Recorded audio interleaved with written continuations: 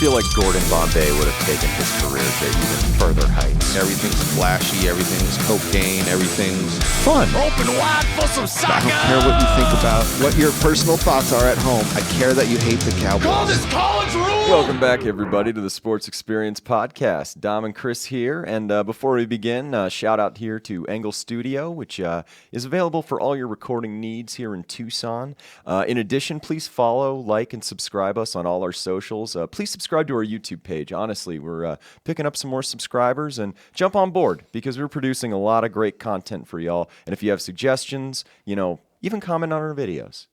Negative, it doesn't matter. Just let us know how we're doing. Yeah, participate. We need something.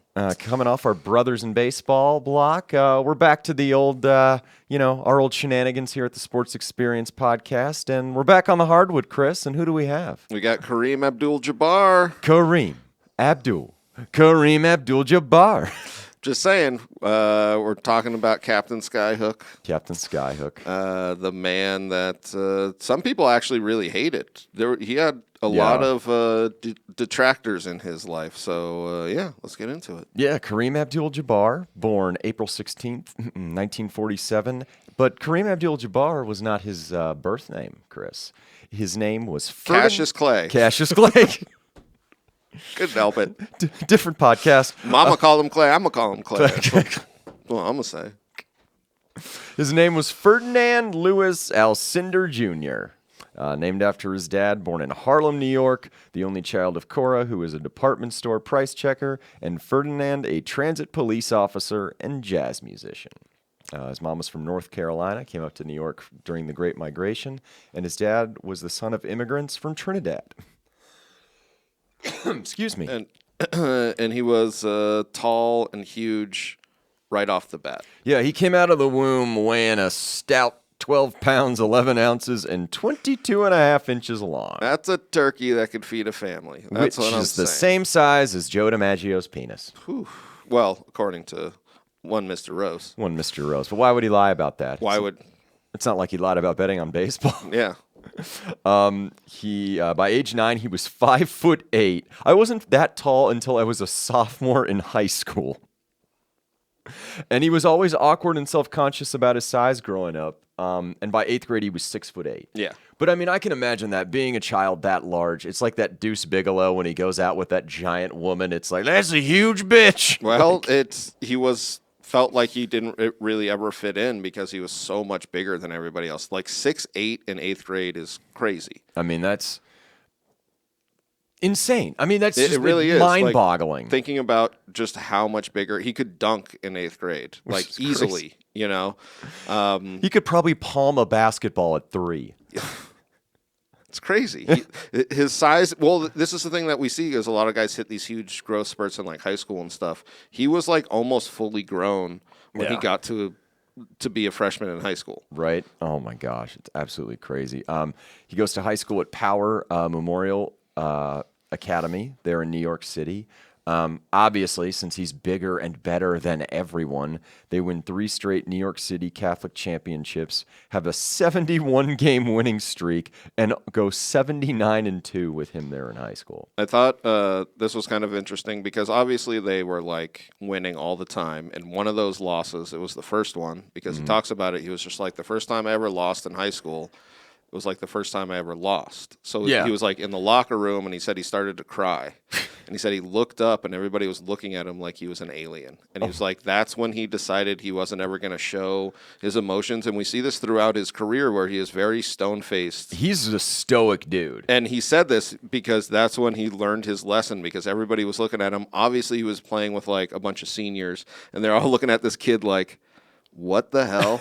And he made a really good point where he said, because I think he was 14, and he goes, I was closer to 12 than I was to 16. So he was like, I was still like this kid, but I was 7 foot tall, and I was just crying in the locker room. He's a gentle giant, Chris. And that's what he said was he was just like, I'm never going to do that again. And you see that throughout his whole career. There wasn't a Tom Hanks with a BAC of .2 yelling at him, there's no crying in basketball. You look like a penis with that hat on. It's kind of crazy because everyone was saying he's coming out of high school and he is flat out the number one prospect. Like there's not even like any second guessing that. Yeah, he is the basically best basketball recruit the world has ever seen since Wilt Chamberlain. And go listen to that episode. And he actually hangs out with him a little bit. Yes, he does. Like showing him around New York and being cool with him, which later on they have a bit of a falling out. You can go listen to the Wilt Chamberlain episode to find out the ins and outs of it. I was going to say, because it is kind of interesting. But we see, and this is for the era, Southern teams, they're like, we're going to break our color barrier. I know. That's how good he was. It was just like... When your game changes people's bigoted thoughts, you must be pretty damn good. It's the Shane Gillis bit is one of my favorite. Oh, my God, right? It's just like they end racism in Remember the Titans with like 4 wins. They're just like, that's it. Then he's replaced as the coach? Yep, Oh, that's my brother. Like, yeah, no, that's one of the best bits if you want to go check that out. So he ends up, and this was what a lot of people thought because he was a New York guy. A lot of people thought he was going to try and stay in New York and go to St. John's. Mm-hmm. But he became quite socially active in high school. I didn't want to bring up. Oh, yeah. In 1964, after the Harlem riot, where a 15-year-old boy was shot by an NYPD cop, he started getting involved in politics. And he also wrote for the Harlem Youth Action Project newspaper and said right then and there, I knew who I was, who I had to be. I was going to be black rage personified, black power in the flesh. So from a very early age, he's seeing, especially during the tumultuous 60s, he needs to play a role not only in sports. So there's obviously no question that he would ever go to one of these Southern schools. No, the SEC is pretty much barred. It was just funny that they were like, oh, you are so good. We would like for you to become a student athlete Yes. at our academic institution. But you're right, where he does take a lot of political stances throughout his entire career. And he said this was like the point in his as becoming like a man of being like, this is who I am. I'm going to stand up for what I believe in. So it was a good little moment in his life that doesn't really have to do with basketball. No, very interesting. So he goes to UCLA out there on the West Coast. He's 7'1", and because of the NCAA rules and their student athletes, he is not allowed to play on the varsity, which has just won the previous 2 national basketball championships. Interesting story about that. On November 27th, 1965, the freshman played the varsity in a scrimmage a la D3, the Mighty Ducks. And in 1965-66, UCLA is ranked the number 1 team, the varsity team. Coming off of back-to-back championships. Mm-hmm. And what does Kareem decide to do in this game, much like Charlie Conway? He drops 31, and they beat the varsity by 15 points. I thought, because people bring up this story and they're just like, this was the only practice or whatever, scrimmage, that Wooden was literally speechless. Because it was a freshman team that had Kareem on it, and that was literally the reason was they would just dish it down to him. And he was so dominant in college. And I think this is one of the things that proves it, was like he literally, not by himself, but like on his back, beat the national champions. Yeah, I mean, it's utterly remarkable. And I should note that the freshman team went 21-0 with Kareem in the lineup. We get to 1966-67, dropping in 29 a game, and they go 30-0 and win the national title. That season also, they banned slam dunking because of Kareem. Well, this is another one of his funny quotes, because he was kind of a funny guy, where he was just like, they said it wasn't because of me, but I couldn't think of a white guy that was dunking in that era. No. I couldn't even really think of too many other guys that were dunking like I was dunking. And a lot of those schools in the South he spurned weren't too... we don't take kindly to panda bears and dudes down low slam dunking the basketball. But they said it really made him perfect his iconic shot, which is the Skyhook. That? Yeah. So that's what... So instead of dunking all the time now, he would just turn and Skyhook. Which he was ambidextrous with, number one, and he learned as a kid and took, fish to water, learning the George Mikan drill, a former Minneapolis Lakers great and Hall of Famer. Well, I thought it was a great story that the janitor gave him a key to the locker room, and he would do that drill over and over and over, and it made I think it was like Chris Webber or somebody like that. But he was saying is like his skyhook isn't like other people's. No. It literally looks like a one-handed jump shot. It does, and it's so pretty. Yes. It's so smooth, and he like snaps it at the wrist. Yeah, because nobody else shoots it like that. He made his own modifications because the Mikan drill one was where it would be almost sweeping. Yeah. Almost like when Magic Johnson does it, it's almost like a sweeping motion. He'll just extend his arm behind him, but vertically. And then, like you said, he snaps the wrist like a jump shot. Like a jump shot. It's crazy. It's absolutely beautiful. And that's what they said in this era. That's when he perfected it on this level that we see going forward, because you won't let me dunk. They won't let him dunk. Here's something equally as lethal. Basically, his entire 3-year varsity college career is utterly insane. They go 88-2 while he's in college. One of the games they lose to Houston, where he has an eye injury to Elvin Hayes, which they eventually avenge and win the national title. And then another game against USC, where they didn't have a shot clock and just stalled the entire time. They called it the stall game, and they were like, "This needs to change." Maybe a shot clock is good for basketball. I think it said he only took like 4 shots. Yep. Oh God, it's crazy. But they won 3 national titles, one each year that he was there, 3-time National Player of the Year, 3-time unanimous first-team All-American, the tournament most outstanding player 3 times, and he was the first Naismith College Player of the Year in 1969. So arguably the greatest college basketball player that we've ever seen. Yes. Kareem. And I don't think we'll ever see that record of him being 3 national championships, the best player 3 times. I did see that because this was a different basketball back then. This was a rougher, like he got an eye injury against Hayes. He also got his cornea scratched against Cal, and that's when he started wearing the famous eye protection, because he was talking about, he was just like, the elbows are just flying like crazy, and it's not the NBA we see today. No, so defense, what is that? Yes.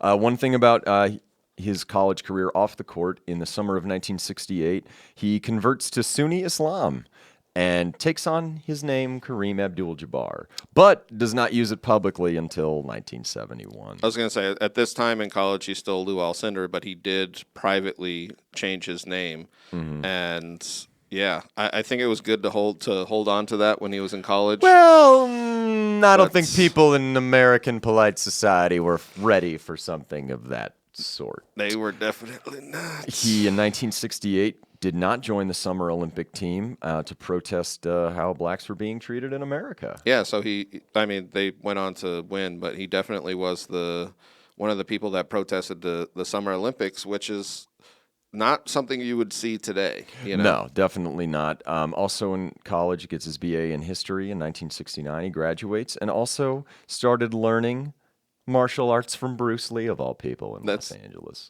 It was that's a pretty fun little relationship where you said they would spar, and Bruce was just like, it was like fighting an octopus. Yeah, He was just like, I couldn't get inside of his range. You see the pictures of them next to each other, and you go, that is a very large man. Yes, with the wingspan that's just insane. Oh, God. So coming out of college, he's the hottest basketball prospect ever. The Harlem Globetrotters offered him $1 million to play, but he told them no to sweet Georgia Brown. He goes number 1 in both the NBA and ABA drafts. I thought was pretty interesting. Picked first by the Milwaukee Bucks, who won a coin toss with the Phoenix Suns. It was literally a coin toss to get a iconic, like, you know what I mean? Yeah. To get one of the best players ever. And I thought it was interesting because the Nets, who won it, his rights in the ABA, actually offered him almost twice as much money. Mm-hmm. He said he did not want the bidding war to begin to be the victim of flesh peddlers. Yes. Though, which is he always marches to the beat of his own drum, Kareem Abdul-Jabbar. Well, he said he wanted to play in the NBA. He didn't want to play in the ABA. Yeah. And the money wasn't a big deal, or not a big deal, but like you said, like that was literally his quote. Was I want to like, play against the Celtics, not the Flint Tropics. I mean, don't get me wrong. He wants people to love him sexy just with an NBA paycheck. That's right. The Bucks were only in their second year of existence, and just as a rookie, they improved by 29 wins because of Kareem. And he rookie of the year. Everybody there was actually some doubt that he was going to be too skinny. It's crazy. Well, he was never Shaq, where there's No. those first few seasons of being just an absolute stud muffin, and then, well, Just thickens up. your body takes over, and no one knows what size your penis is. But as a rookie, dominates out the gate, almost 29 points a game and 15 rebounds against grown men. Yes, against the best that they have, and that's what people were saying was his rebounding, especially early on, was just he was just the same player for 20 years. Yeah, that's You know? essentially what you get with him. That year in the playoffs, in beating Philly in a deciding game, he scored 46 points and had 25 boards, and he was only the second rookie since Wilt Chamberlain to get 40-plus and 20-plus in a postseason game. That is ridiculous. What the hell, bro? Well, he was that dominant, and then this was the thing that he was saying about the Bucks was they had a huge hole in the point guard position. Yes, they did, but they remedy that in the next season. And one of the things he said was one of my favorite because they bring in Oscar Robinson. Big O. And Oscar Robinson at this time is 31, and Kareem's, this is literally what he said. He just goes, "Are you sure he might be a little bit too old?" Now this is the older NBA. You don't tell but- Oscar Robertson that he's too old. And then he goes, and then he showed up, and he just goes, "That's the best point guard I've ever seen in my entire life." The man averaged a triple-double for his career. Let's put that into perspective. Well, it's a funny rookie. You know what I mean? Like 20 whatever 2-year-old kid thing to say. Who's just like, "Whoa, are you sure?" Easy there, Grandpa. Whoa. Someone's ring chasing. So this year the Bucks are absolutely dominant. Best record in the NBA. Kareem wins the MVP, the scoring title, and led the league in total points. And then they go all throughout the playoffs, go to the finals to face the Bullets and our man Wes Unseld. We've done an episode on him. In Game 4, it's 27 points, 12 boards, 7 assists in the series capping sweep. That's amazing. He wins the finals MVP. 60.5 field goal percentage. What the hell, bro? When he was at his best, I feel like he was just like unstoppable. Like the sweep on the Bullets with Wes guarding him too. Like it. He's got a good 6 inches on West. It's rough. That Skyhook's hard for, That's hard for guys who Anybody. are the same size as him. Oh, shit. Gosh. Following year, just wins a scoring title in the MVP again. He's the first player to be named MVP twice in his first 3 seasons.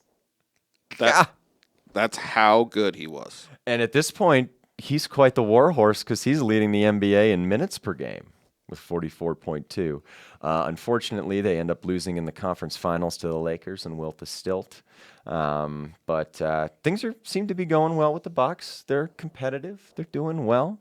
Dropping in 30 a game the following season, 16 rebounds a game. But they lose in the conference semis to the Warriors. Yep. Following season, 27 points a game, 14.5 rebounds. They make the finals this year again. Wins the MVP, but they end up losing to the Celtics. To the Celtics. And then people were wondering if this team in this 4 years could have had another championship, but they very well could have. But you see Kareem not necessarily wanting to play in Milwaukee anymore. Well, he's got some troubles. He is Kareem. He says like, "This is my name." After the Bucks actually won that championship, he told everybody that he wanted to. Don't call me Lewis. Yeah, which is kind of an interesting thing. Like they literally win the championship, and he's like, "All right, my name's this now," and you're just like, "All right." We need to establish some good faith, Chris, because remember, this is 1970. That's right. And so it's 74. Oscar Robinson's retiring. He has 1 year left in his contract, I believe, and he's told the Bucks. I never knew this, but he told the Bucks the 3 places he wanted to go was the Knicks, the Bullets, and the last place was the Lakers. Yeah, which I thought was interesting. I thought he really wanted to go to the Lakers above everywhere else. But well, Knicks I can see because he's from Harlem. yes, Bullets, I that one escapes me. Yes. But Lakers, obviously. I mean, that just makes total sense.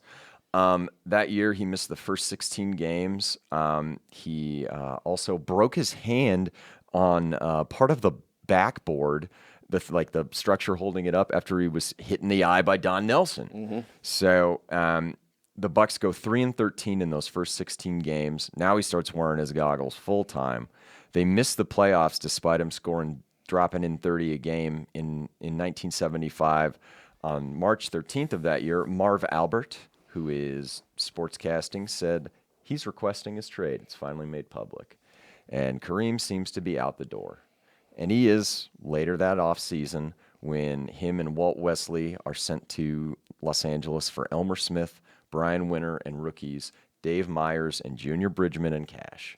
And now we see the Kareem everybody knows. yes, because everybody really does associate him. I didn't know he played for the Bucks until I was in my 20s. Yeah, everybody thinks of him with the purple and gold. Yeah. That's just what everybody sees with the glasses, the purple and gold, the fucking Skyhook, The fucking shorty shorts. the shorties.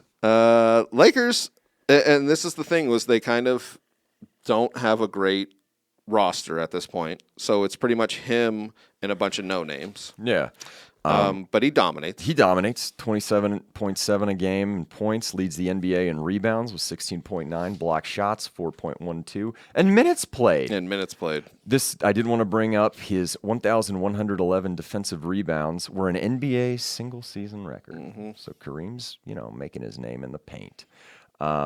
He wins his 4th MVP, and he was this one was insane. He's the first winner in Lakers history. Oh, yeah. I thought that was I thought that interesting. was with Jerry West Yeah. and Elgin Baylor. Go check that episode out. But you would have First figured one ever. Wilt Yeah. the Stilt at least one. No. And then we see them have a great, I think they were top record in the NBA at this time. Yeah, 76-77. They have the best record. Wins his 5th MVP. Leads the NBA in field goal percentage with almost 58 a clip. 26 a game, 13.3 rebounds, 3.18. He was such a good shot blocker. Yes, dude. he was. Oh, my God. And 3.18. just contesting so many shots. They lose to the Blazers, though. I was going to say they lose to this Blazer with the old Billy Walt. Oh, my God. And if he could not do Arizona games, that would just be lovely. What are you talking about? He's the best. He's like on mushrooms. Me and shit up Jerry Garcia. there. He's on mushrooms. He just like spaces out. He's like, I was riding my bike. My dad would watch U of A games on mute anytime he was on there. It was so funny. He's like, get that stoned bastard off my television. Well, they said that Walton outplayed not necessarily Kareem, but definitely just with the passing and the key plays towards One the of the end. few times in his career Bill Walton was not injured. too. Yes. No. This was when he was in his prime playing like prime Sabone zone Yeah, level. seriously. 77-78. 2 minutes into the opening game, he punched the Bucks' Kent Benson for an elbow in the stomach. And he broke his right hand. And he breaks his right hand, and he's out for 2 months. But just starting, because last season you're a Lakers fan, you're like, we got Kareem. This is so exciting. This next season's going to be even better. 2 minutes into the first game, he literally, I wouldn't even call it a sucker punch necessarily, because the dude literally he elbows him in the stomach, and then he just comes back up almost like to play defense and just nails him. Because he missed 20 games, it's the only season of, I believe, his 20-year career he did not make the All-Star team. Yep. Lakers don't fare that well in the postseason. They lose to the Sonics in the first round. And after a few years, you're wondering, man, they gave up a lot to get this guy, and you're not winning any titles here in L.A. But things are about to change, Chris. Well, it's 79 is they get a bit of magic. Well, they get a bit of magic after losing to the Sonics again in the playoffs. Yeah, because they lose back-to-back to the Back Sonics. to the Sonics, yeah. He even had, I did want to bring up, because he was such a skilled passer, too. He had a career-high 5.4 assists in 78-79. He could really do it all. Yes. I mean, as a big man. He was definitely a modern big man. Because he had the touch, he had all of that. I mean, he's not launching threes, but no one was expecting him to do that. Nobody. I bet he could have. if he wanted to. I'm You sure know if what he I mean? practiced, Like, yeah. So we get, I was going to say, so we get into, because they lose to Seattle in 79, and then we get into, which I thought, I'd go check out our Magic Johnson episode. Yes. But I always thought the way they got this pick was so interesting. Insane. Yeah. So the reason they have the number 1 selection in 1979 is Gail Goodrich in 1976, UCLA great, Laker great, was a free agent and went to the Utah Jazz, where they don't allow music, Chris. It's true.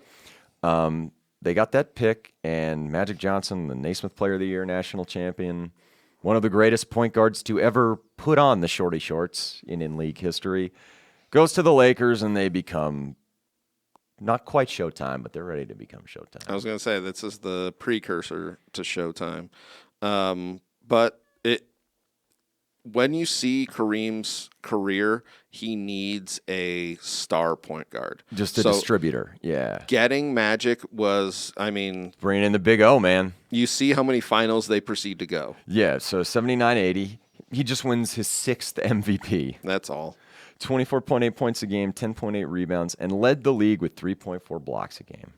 In the NBA Finals, which they make, they're playing the Philadelphia 76ers, and he absolutely lays the wood to our man from the planet Lovetron, Daryl Chocolate motherfucking Dawkins. I saw a quote from Daryl Dawkins. He goes, "Yeah, I called my mom on Mother's Day, and the first thing she said was, 'Man, did Kareem score a lot of points on you?'" Kareem averaged 33.4 points a game in these finals, and I'm pretty sure he had relations with Juicy Lucy behind Chocolate Thunder's back. Whoa! Now we're starting it up. Oh, man. But he does get injured. In Game 5, Game after 5. he drops 40, he sprains his ankle, and he misses Game 6. And they call on the young Magic Johnson to play center, and all Magic does is go in there, win the... And drop 40. And he wins the MVP. I'll tell you what was interesting. Magic actually said he felt like Kareem should have won the Finals MVP because he did. Well, those first 5 games. He averaged 33 over 5 games. Name me one player on a winning team who's averaged 30 plus a game in the finals and has not gotten an MVP. And then didn't get it. But it's hard to say that Magic because of that last game. But whatever. When they landed in LA. Because obviously Kareem was like still in LA. Normally they open up the doors and they go out to meet everybody. They said they open up the doors and this giant man just comes in like celebrating with everybody. Because I mean, going from Milwaukee to LA, it was a lot of pressure. A lot of pressure, a lot of detractors. Yeah, from that 80-81, just dropping in 26 plus. 10 plus rebound. And mind you, he's been in the league for over 10 years now. Losing the first round to the Rockets, 81-82. They just go back to the finals. Beat the Sixers. Beat Philly again. He did have migraines. Yeah. I wanted to bring that up because he had migraines his whole career. And he said this was like one of the worst stints of him in this finals against Philly, where I think he averaged his lowest points, which I think he had 18 or something, which isn't even that low. No, it's just low for one of the greatest of all time. 82-83, they win the West again. Mm-hmm. Unfortunately, the Sixers have a plan for him. They've told Chocolate Thunder to go back to Planet Lovetron, and they bring in Moses Malone. And this is what everybody says propels Philly to that victory because Moses Malone actually has almost the exact same offensive rebounds as Kareem has rebounds in this series. Yeah. Like, I think he has 3 times as many rebounds. And, yeah, so this is Philly's getting Moses Malone, and this really got them that championship. Oh, for sure. Yeah. Plus, you got Dr. J, Mo Cheeks, all those guys. 83-84, didn't want to bring up on April 5th, 1984, he breaks Wilt the Stilt scoring record. Most points of all time for Kareem. And probably my favorite part of his whole career is he breaks it with his skyhook. Yeah. That, you have to almost. Yeah, right? you got to. They may end up making the finals, but losing to Boston in 7 games. 84-85, just another NBA championship. Ho-hum for the Lakers. For me, the 85 finals might be his best because game 1 against the Celtics, he has his worst outing, I think, ever. 12 points, 3 rebounds. Story.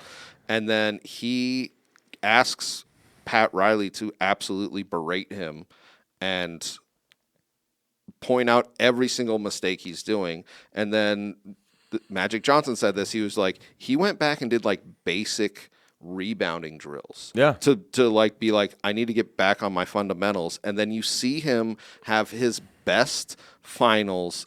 So game 1, worst game ever his worst finals ever. The rest, for me, because he was doing before game 2, his dad Pat Riley let his dad ride the bus. And Magic goes, we didn't really get it. He was obviously the elder statesman. He was the oldest guy on our team. And he goes, I'm gonna let my dad come on the bus with us. And he goes, it just like changed the whole vibe. And then he proceeded to average 30, 11, 6.5 assists, and 2 blocks for the rest of the finals. I don't know what you want. Like he Finals MVP.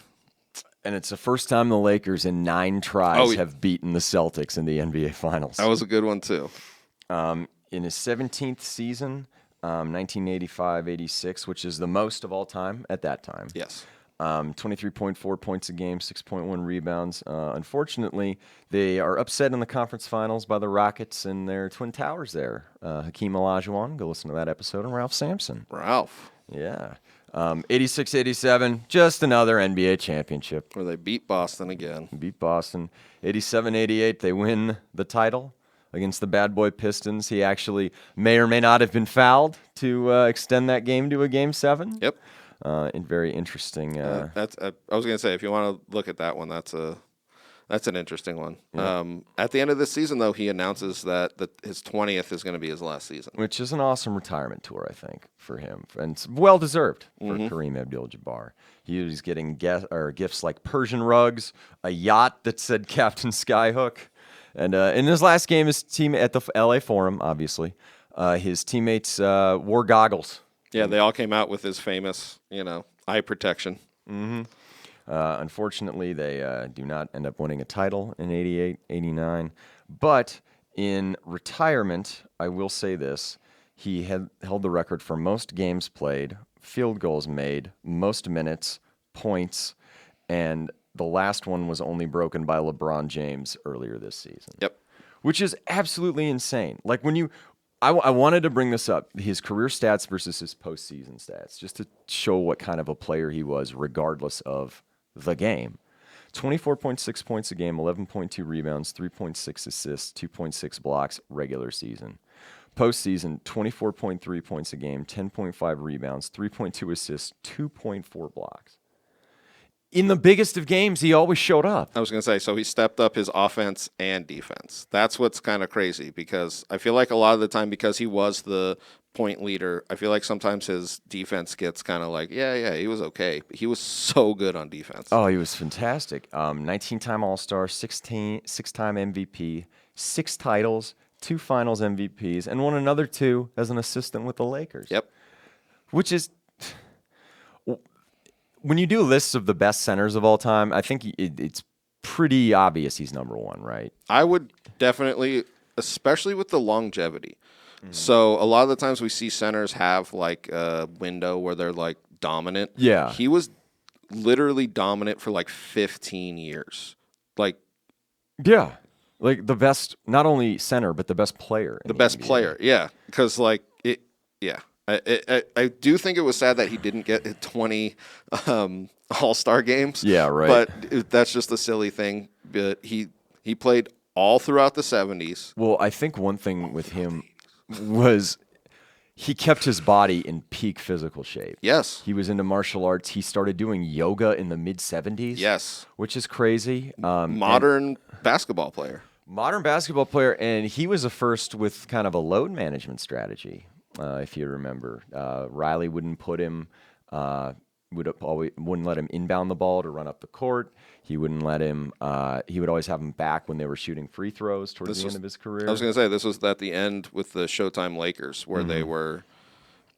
He was like a piece in that didn't necessarily fit perfectly, but Riley used him correctly, especially for that stage of his career. Yep. Yeah. As far as the load management, do you want to get into some of his media appearances after his career? Yeah. So he, being in LA, sometimes you just see this. kind of become an actor. He starts hanging out with everybody. He starts hanging out with Jackie Chan. Yeah, he Excuse does. me, Bruce Lee. You're Jackie Chan. But that's the thing that's great is he was kind of like a good actor in the sense that you were like, holy shit, that's Kareem Abdul-Jabbar. Is he a classically trained thespian? No. No one's going to put him, up for an Academy Award, but when he's in movies, they're some of the best movies. Yes. Like Airplane, which he plays co-pilot Roger Murdoch, talking to a kid who says he doesn't try hard about dragging Walton and Lanier's ass up the court for 40 minutes. It's pretty hilarious. You like movies, Chris, about gladiators? Well, hold on. Let me say this about Airplane. I saw this. That part was originally written for Pete Rose. Oh, even better. But they were shooting in summer so that he couldn't come and do it because obviously he was playing at that time before he got suspended. So they actually rewrote the role to have it be Kareem. I love when the plane's going down and he's in his Lakers uniform. It's great. It's one of the best, most iconic, like, comedic roles, especially for a fucking sports star. Oh, definitely. Him and OJ. Whatever happened to him? Whatever happened to that guy? I think he just rode that Bronco into the sunset, Chris. Thank God. He's also been very active in making films on the shoulders of giants, as well as he was an executive producer and narrator for Black Patriots: Heroes of the Revolution on the History Channel, which I thought was pretty interesting. Yep. So, Kareem's still staying in the limelight even after beating cancer and everything. Yeah. Came back and was a coach with LA for a while and mentored some big guys and stuff like that. And Quite the life and career for a guy born in Harlem, right? Yeah. Yeah, Kareem Abdul-Jabbar. Yeah. Thank you all.